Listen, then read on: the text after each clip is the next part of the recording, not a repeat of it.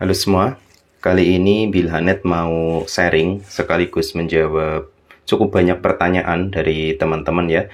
Jadi banyak yang bertanya apakah jalur OLT itu bisa digunakan hanya untuk voucheran. Jadi cuma buat hotspot mikrotik tanpa PPPoE, tanpa IP statik dan koneksi lainnya. Jadi full voucheran. Jadi buat teman-teman yang mungkin sudah jalan tapi full hotspotan atau full voucheran dan ingin beralih ke PPPoE, mau beralih ke OLT, jawabannya adalah bisa. Dan kali ini saya sekaligus mereview sebuah ONT atau modem router ya yang murah.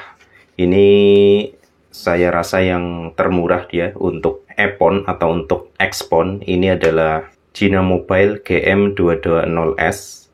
Di video sebelumnya saya sudah merekomendasikan beberapa seri ONT yang recommended untuk PPPoE dan hotspot. Tapi untuk GM220S ini memang tidak masuk ya. Tapi kalau untuk sekedar full voucheran atau hanya digunakan untuk jalur hotspot saja di OLT EPON khususnya ya, untuk GM220S ini bisa direkomendasikan. Jadi sekali lagi jangan digunakan untuk PPPoE atau IP statik atau dua mode, tapi khusus untuk satu mode hotspot saja. Langsung saja saya hidupkan ya. Nanti saya coba setting untuk GM220-nya ini. Oh ya, buat info, untuk harga ini kurang lebih 90 ribuan, 90 ribu sampai 110 ribuan tergantung toko dan tergantung kualitas. Untuk yang saya dapatkan ini kebetulan untuk antenanya sudah agak seperti ini.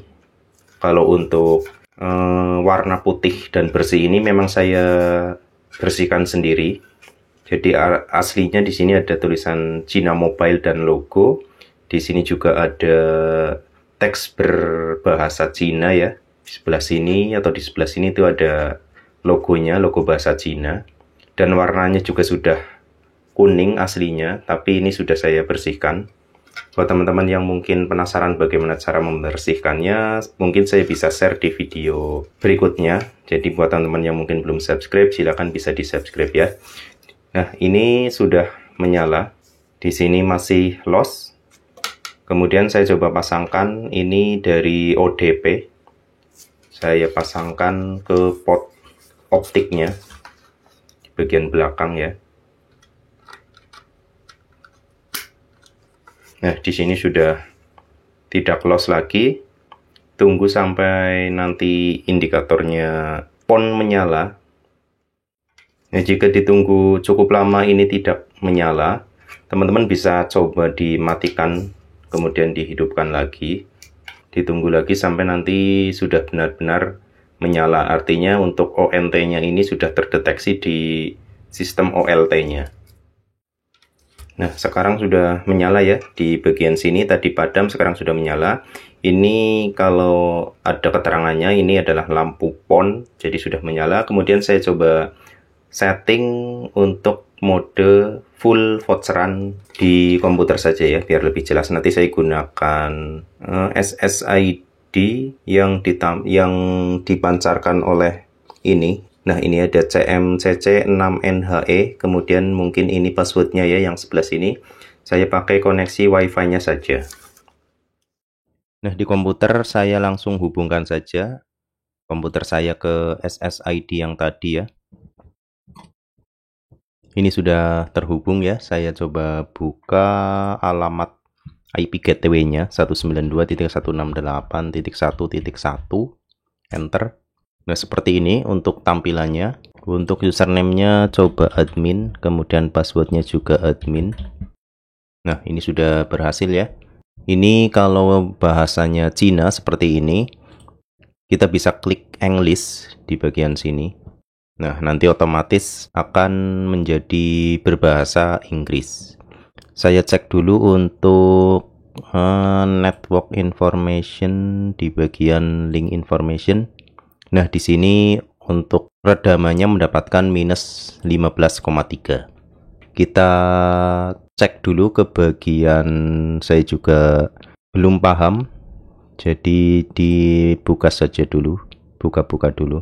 Nah, di bagian administration, kemudian phone mode switch, di sini otomatis akan auto, teman-teman bisa ubah ke Epon ya, karena OLT yang saya gunakan adalah Epon, kemudian di submit. Jadi kalau sudah dipilih manual di sini, nanti untuk deteksi redamannya itu lebih cepat saat pertama kali hidup ya. Kemudian langsung ke network one, di sini pilih IPv4, tipenya bridge ya, karena untuk voucheran saja. Connection name-nya connection ini grid ya, grid one connection, kemudian tipenya bridge. Di sini juga lengkap sebenarnya, tapi banyak kasus kalau pakai PPPoE dan static itu GM2.0 ini bengong, tapi kalau untuk voucheran lancar saja. Port bindingnya saya checklist semua untuk LAN-nya, dan SSID-nya saya aktifkan SSID 1 saja. DHCP servernya dimatikan atau tidak di checklist. Service list-nya other, karena di sini kebetulan tidak ada IPTV ya. Jadi pilih other saja. Karena Mikrotik saya tidak menggunakan VLAN, jadi di VLAN tipenya saya untick. Kalau teman-teman menggunakan VLAN, silakan pilih tick dan isikan VLAN ID-nya. Seperti ini, kemudian di create. Dah cukup untuk settingan WAN-nya seperti ini saja. Kemudian bagian LAN ya. Nah, di sini untuk LAN-nya ini nanti setelah selesai penyetingan ini dimatikan ya. Jadi saya lewati dulu. Sebenarnya kalaupun kelupaan ini sudah aman, tidak akan mendapatkan IP dari GM220-nya, karena tadi di awal WAN itu sudah di bridge ya. Kita ke WLAN dulu saja untuk mengatur nama WiFi-nya. Nah, di sini bisa dipilih-pilih default saja. Di bandwidth-nya ada baiknya dipilih 20 Mbps. Channelnya bisa ditentukan atau dipilih auto. Kemudian ini biarkan 100%, terus ID SSID 1. Submit dulu. Ini biasanya akan disconnect ya. Biasanya disconnect. Nah, ini disconnect. Ini disconnect karena tadi saya mengganti bandwidth-nya. Nah, kalau sudah langsung muncul login page tapi teman-teman merasa belum selesai setting dan ada yang perlu disetting lagi, teman-teman harus mengubah IP komputernya, atau kalau pakai HP juga bisa dibuat statik ya. Itu dibuat satu segmen dulu dengan IP gateway GM220-nya.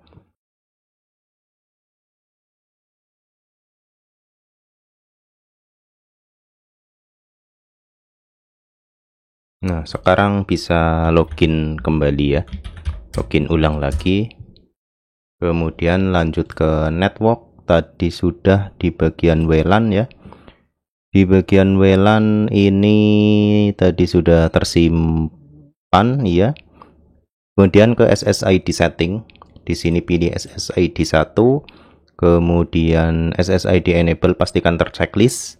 SSID name silahkan sesuaikan namanya, misalnya voucher Bilhanet seperti ini. Dan di submit. Ini nanti akan disconnect karena ganti ya. Kemudian ditunggu dulu. Ini repotnya di GM220S karena untuk pengaturan WLAN atau WiFi-nya itu terpisah-pisah tiap menunya. Jadi untuk mengganti nama di menu tersendiri, dan untuk password atau tidak di passwordnya juga di menu tersendiri.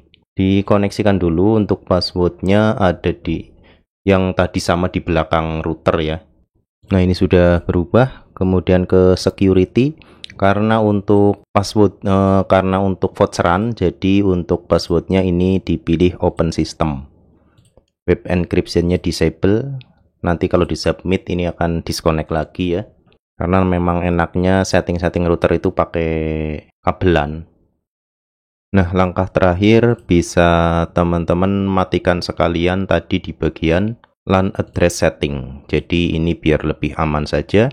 Enable DHCP server dibuang, yang ini juga dibuang. Kemudian di submit. Nah, sekarang sudah selesai untuk proses penyetingannya.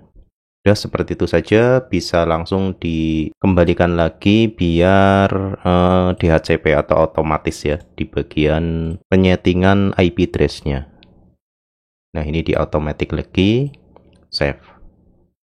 Secara otomatis akan langsung membuka login page. Kita bisa coba login menggunakan kode voucher ya. Nah, sekarang sudah berhasil login.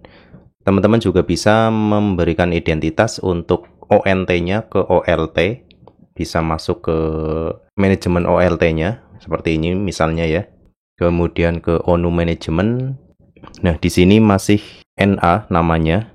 Ini adalah yang GM220S ya. Ini mendapatkan minus 15,23, bisa diklik. Kemudian saya coba kasih nama AP GM220S seperti ini. Oke.